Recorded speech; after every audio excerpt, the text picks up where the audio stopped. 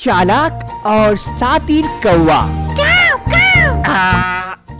आज मेरी धुनाई हो गई। एक सुंदर सी जगह में एक वृक्ष पर सुंदर सा घर बनाकर कौवा और कौवी दोनों रहा करते थे। दोनों अपना फसल भी उगाया करते थे। खाने पीने की कोई कमी नहीं थी। लेकिन कौवा अपने आदत से लाचार, चोरी करना, वो अपनी ये आदत कभी छोड़ ही नहीं पाता।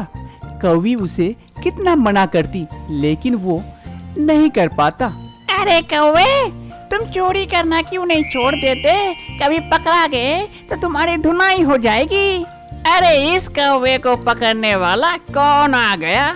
हम चालाक पंछी हैं, हमें कोई नहीं पकड़ सकता। अरे हमारे पास तो इतने फसल हैं खाने के लिए, तब भी तुम चोरी क्यों करते हो? अरे क्या बताऊं, मैं आदत से लाचार हूँ। जब तक चोरी नहीं कर लूं मेरा मन नहीं भरता। कौवी उसे कितनों लाख समझाए लेकिन वो कौवा चोरी करने से बाज नहीं आता। ऐसे ही दिन बीतने लगते हैं। पंछियों का बाजार। यहाँ सभी पंछियाँ अपना बाजार करने आई हुई थी। बाजार बहुत सारे पंछियों से घिरा भरा था। सभी पंछियाँ अपने अपने सामान लेने में व्यस्त थी और दुकानदार भी सामान देने में।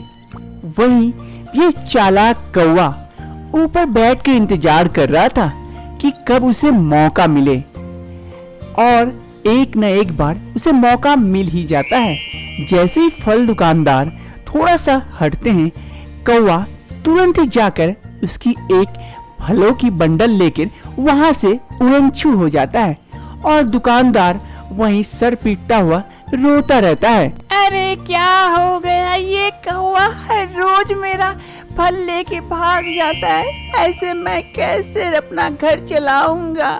कौवा अपनी आदत को छोड़ ही नहीं पा रहा था। वो कौवी के लिए कभी फल का बंडल तो कभी पिज्जा लेकर आता और कौवी को देता। अरे कौवी, ये लो, मैं तुम्हारे लिए आज देखो क्या लेके आया हूँ। मुझे नहीं खाना, तुम्हारा फल तुम ही खाओ। मुझे ये चोरी का सामान नहीं चाहिए। तुम्हारी जैसी मर्जी, मुझे तो ये चोरी का सामान खाने में बड़ा मजा आता है। ठीक है, लेकिन जिस दिन तुम पिट जाओगे उस दिन समझ लेना कितना मजा आता है पीटने में। अरे नहीं खाना है तो मत खाया करो ना, ये मनुष्य बातें मत किया करो मेरे सामने। हाँ। कुछ दिन ऐसे ही बीत जाते हैं। फिर से आज बाजार लगा था पंछियों का। आज सारी पंछियाँ प्लानिंग करके रखी थी कि आज कौवा आएगा तो उसे नहीं छोड़ेंगे।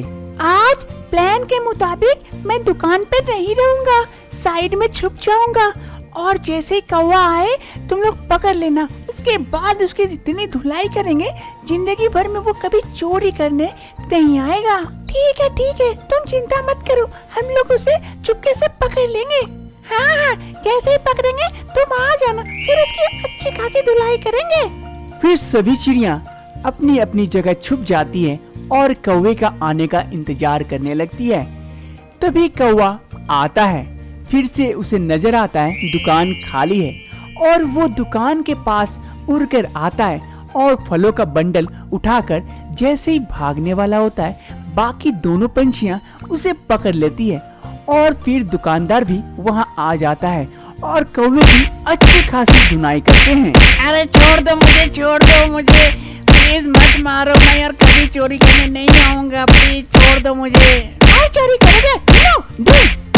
मुझे बख्श दो, मैं मर जाऊंगा, छोड़ दो मुझे। अरे छोड़ दो इसे, अब ये मर जाएगा। दोबारा कभी चोरी करने आए ना, अब तुम्हें जान से मार दूंगी। फिर सभी चिड़ियाएं कौवे को छोड़ देते हैं। कौवा अपने सबक मिल चुका था, चोरी करने का फल उसे मिल चुका था। कौवा वहां से चला जाता है। आज मेरी धुनाई हो गई, अब से मैं चोरी नहीं करूंगा। कौवी बैठकर अपनी फसल की देख रेख कर रही थी। तभी उधर से कौवा आता है धीरे धीरे करके। कौवी उसे देखकर तुरंत कौवे के पास जाती है और पूछती है, अरे कौवे, ये क्या हो गया तुम्हें? अब क्या ही बताऊं कौवी, आज मेरी धुनाई हो गई। मुझे पकड़ लिया चोरी करते हुए। मैंने तो कहा था कि तुम ये चोरी करना छोड़ दो। हमारे पास इतने फसल है, इसी को खा के खत्म नहीं कर सकते और तुम चोरी करने गए। अब हुई ना धुनाई, माफ कर दो कौवी, आपसे दोबारा चोरी कभी नहीं करूँगा। तुम सही कहती थी, चोरी करना पाप है। अब कौवा को भी पता चल गया था कि चोरी करना पाप है और जो चोरी करता है उसके साथ यही अंजाम होता है। अब कौवा चोरी करना छोड़ दिया था और कौवा और कौवी अपने इस फसल से और एक सुंदर से घर में खुशी खुशी रहने लगते हैं।